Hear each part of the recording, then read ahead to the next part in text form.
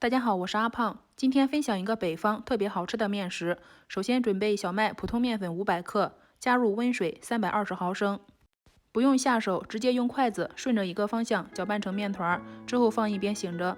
准备一个萝卜，切成细丝，加入食用盐，杀出萝卜里面的水分。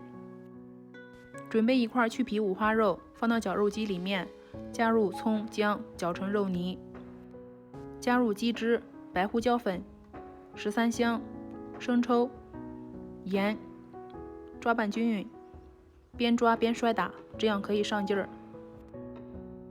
用力攒出萝卜里面的水分，再用刀切碎。加入食用油，抓拌均匀就可以了。案板上多撒一点干面粉，醒好的面团可以看到筋性特别强，用筷子直接取出来。上下两面蘸一层面粉，不用揉，直接拉成长条。分成均匀的小剂子，我分了5个。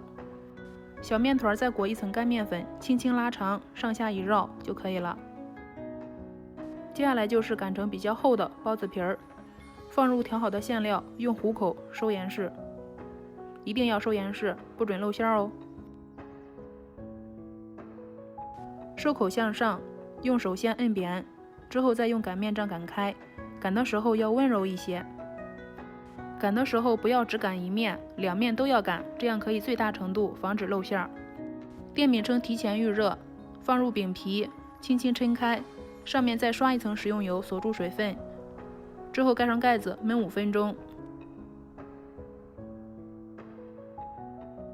打开盖子可以看到已经鼓起大泡，说明这个饼皮非常薄。翻个面再焖2分钟。大饼吃起来才过瘾。